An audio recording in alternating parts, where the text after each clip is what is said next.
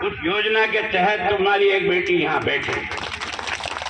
ये कृष्णा जो चेयरमैन बनी ना हमारी नगर पालिका की बांसवाड़ा की, वो उस कोटे में बनी थी। हमने यार बाणे बामन को नाराज किया, तुम्हारे बच्चों को आगे बढ़ाया और तुम्हें हमको ठोकर मार रहे हो। हमने तो तुम्हारे बच्चों को बराबर में लाने की कोशिश की यार। और आज की तारीख में आपके हर गांव में सरपंच आपकी जाति का हैक नहीं है, राम धर्म। अब आपकी बच्ची भी हैक नहीं है। उस बच्ची को वहां बैठाते थे, मैंने खूब मीटिंग की है, मैं 40 साल से यही धंधा कर रहा हूँ। 8 लाख कोने पर जहां आपकी बच्चियां और माँ बहनों को बुला के लाते थे तो वहां बैठती। आज हमने आपकी बच्ची को यहाँ मंच पे लाके बिठा दिया, फिर भी हम ठीक नहीं है। क्या हिसाब है आपका? कुछ समझ में नहीं आता, दिमाग काम नहीं करता, क्या करूं?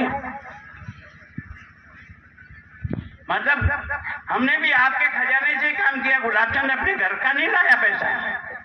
हमने काम आपके खजाने से किया, पर नियम बनाने का अधिकार तो आप हमको वोट से देते हो ना। तो हमने वोट के अधिकार का उपयोग किया और बना दिया। और इन्होंने इतने साल तक आपको ठोको ठप्पा, ठोको ठप्पा, ठोको ठप्पा हाथ घिसा डालेगा।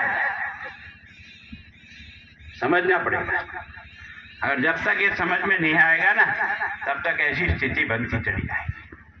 और अब भी मैं आपको भैरव सिंह जी को याद करो, उस आदमी को। आपके यहाँ आरक्षण कितना था ट्राइबल का?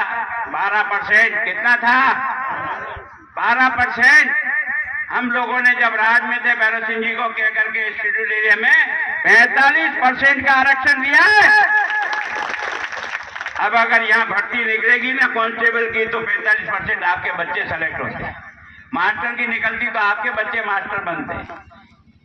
पियोन की निकलती तो आपका बच्चा पियोन बनता है। तहसीलदार निकलती तो आपका बच्चा तहसीलदार बनता है। आपका second grade master, third grade master, first grade master आपका बच्चा लगता है। यार हमने तो सबको नाराज करके तेरे हाथ में सब कुछ दे दिया और तू हमको बीटीपी बीटीपी बीटीपी क्या है यार? कुछ समझ में नहीं आता है क्या? है ना, हमने हमारी सब साथी जो यहाँ काम कर रहे हैं ना, ये मेरे से बहुत नाराज है। मतलब मेरे से बहुत नाराज है। मेरे कई लोग कहते हैं यार एक एमएलए की सीट थी यार, जहाँ से हरदेव जोशी लड़ते थे, वहां हमने भवानी जी को लड़ाया, वो भी आपने खत्म कर दी। और उसके बाद भी आप ये बर्ताव करते हो। ये अटल बिहारी वाजपेयी, बीजेपी, कांग्रेस समझो, इन्होंने लूट खाने के लिए इस देश को बर्बाद किया है।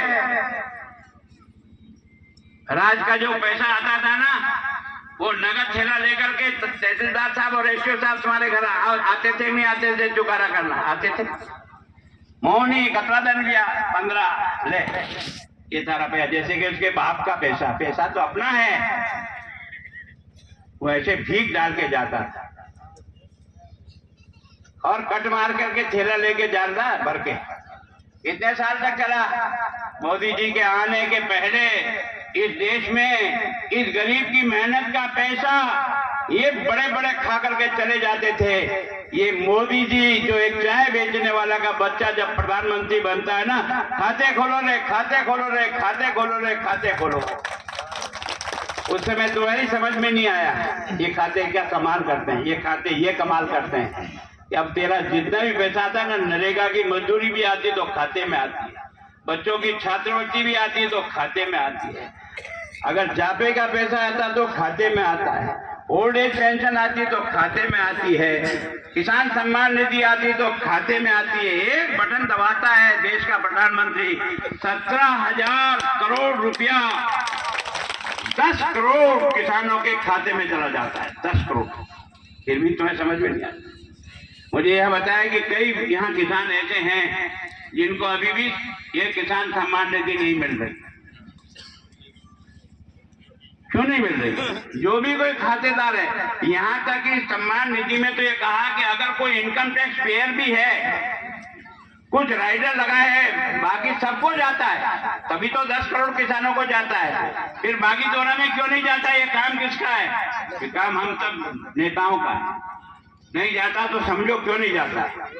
क्या कमी रह गई जिसके कारण से पूर्ति कराए, ताकि उसको गरीब को भी 2-2 हजार रुपया हर 4 महीने में मिले। ये क्यों दिया? बिना मांगे दिया और बिना वोट का आपको लालच दिए नहीं किया। ऐसा नहीं कहा वोट दोगे तो करेंगे, ऐसा नहीं कहा। फिर भी हमने क्यों किया? क्योंकि किसान